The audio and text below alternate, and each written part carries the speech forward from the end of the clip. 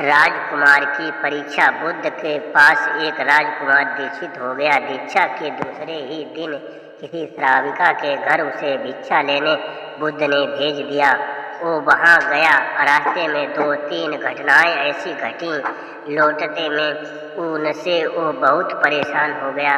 रास्ते में उसके मन में ख्याल आया कि मुझे जो भोजन प्रिय है वे तो अब नहीं मिलेंगे, लेकिन श्राविका के घर जाकर पाया कि वही भोजन थाली में है जो उसे बहुत प्रीतिकर है। वो बहुत हैरान हुआ। फिर सोचा संयोग होगा, जो मुझे पसंद है वही आज बना होगा। वो भोजन करता है, तभी उसे ख्याल आया कि रोज तो भोजन के बाद में विश्राम करता था, तो घड़ी आज तो फिर धूप में वापस लौटना है। लेकिन तभी उस श्राविका ने कहा कि भिक्षु, बड़ी अनुकंपा होगी अगर भोजन के बाद 2 घड़ी विश्राम करो। बहुत हैरान हुआ जब वो सोचता था, वो तभी उसने ये कहा था।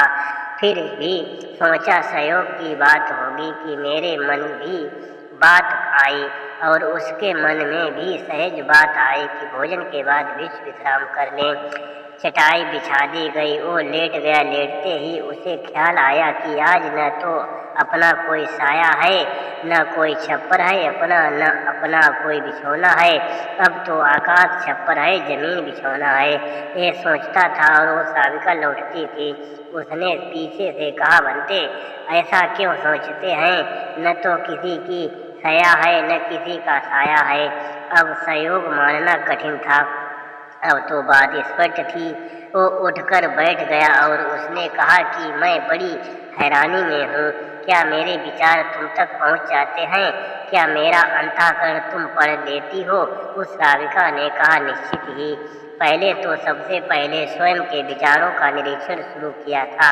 अब तो हालत उलटी हो गई। स्वयं के विचार तो निरीक्षण करते करते क्षीण हो गए और विलीन हो गए। मन हो गया निर्विचार। अब तो जो निकट होता है उसके विचार भी निरीक्षण में आ जाते हैं।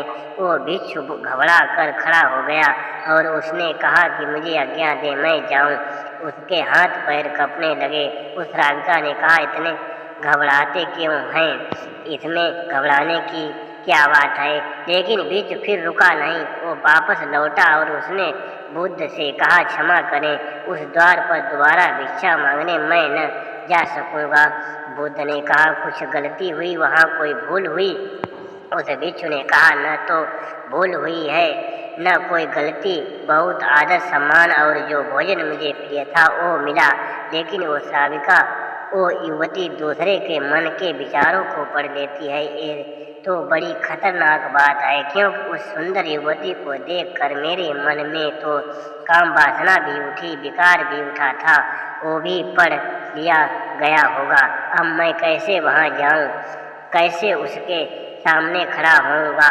मैं नहीं जा सकूंगा, मुझे क्षमा करें। बुद्ध ने कहा, वहीं जाना पड़ेगा। अगर ऐसी क्षमा मांगनी थी तो भिक्षु नहीं होना था, जानकर वहाँ भेजा है, और जब तक मैं न रोकूंगा तब तक वहीं जाना पड़ेगा। महीने 2 महीने, वर्ष 2 वर्ष निरंतर यही तुम्हारी साधना होगी। लेकिन होश पूर्वक जाना, भीतर जागे हुए जाना, देखते हुए जाना कि कौन से विचार उठते हैं, कौन सी वासनाएं उठती हैं, और कुछ भी मत करना, लड़ना मत। जागे हुए जाना, देखते हुए जाना भीतर कि क्या उठता है, क्या नहीं उठता। वो दूसरे दिन भी वहीं गया। सोच ले, उसकी जगह आप ही जा रहे हैं और वो श्राविका आपका मन पढ़ लेती है, और वो बहुत सुंदर है, बहुत आकर्षक है, बहुत सम्मोहक है, और वो मन पढ़ लेती है आपका। हाँ, मन पढ़ती होती है। ये आपको पता न होता तो फिर मन में आप कुछ भी करते। आज क्या करेंगे? आज आप ही जा रहे हैं, उसकी जगह भिक्षा मांगने रास्ते पर आप हैं। वो भिक्षु बहुत खतरे में है, अपने मन को देख रहा है, जागा हुआ है। आज पहली दफा जिंदगी में वो जागा हुआ चल रहा है। सड़क पर जैसे जैसे उस श्राविका का घर करीब आने लगा, उसका होश बढ़ने लगा। भीतर जैसे एक दिया जलने लगा। और चीज़ें साफ दिखाई पड़ने लगीं और विचार घूमते हुए मालूम होने लगे। जैसे उसकी सीढ़ियाँ चढ़ा, एक सन्नाटा छा गया भीतर, होश परिपूर्ण जग गया। अपना पैर भी उठाता है तो उसे मालूम पड़ रहा है, सांस भी आती जाती है तो उसके बोध में है। जरा सा भी कंपन विचार का भीतर होता है, लहर उठती है, कोई वासना की वो उसको दिखाई पड़ रही है। वो घर के भीतर प्रविष्ट हुआ, मन में और भी गहरा शांत हो गया। वो बिल्कुल जागा हुआ है, जैसे किसी घर में दिया जल रहा हो और एक एक चीज कोना कोना प्रकाशित हो रहा हो। वो भोजन को बैठा, उसने भोजन किया, वो उठा, वो वापस लौटा, वो उस दिन नाचता हुआ वापस लौटा, बुद्ध के चरणों में गिर पड़ा और उसने कहा, अद्भुत हुई बात। जैसे जैसे मैं उसके निकट पहुंचा और जैसे जैसे मैं जागा हुआ हो गया, वैसे वैसे मैंने पाया कि विचार तो विलीन हो गए, कामनाएं तो क्षीण हो गईं, और मैं जब उसके घर में गया तो मेरे भीतर पूर्ण सन्नाटा था। वहाँ कोई विचार नहीं था, कोई वासना नहीं थी, वहाँ कुछ भी नहीं था। मन बिल्कुल शांत और निर्मल दर्पण की भांति था। बुद्ध ने कहा, इसी बात के लिए वहाँ भेजा था। कल से वहाँ जाने की जरूरत नहीं। अब जीवन में इसी भांति जियो जैसे तुम्हारे विचार सारे लोग पढ़ रहे हों। अब जीवन में इसी भांति चलो जैसे जो भी तुम्हारे सामने है वो जानता है, तुम्हारे भीतर देख रहा है।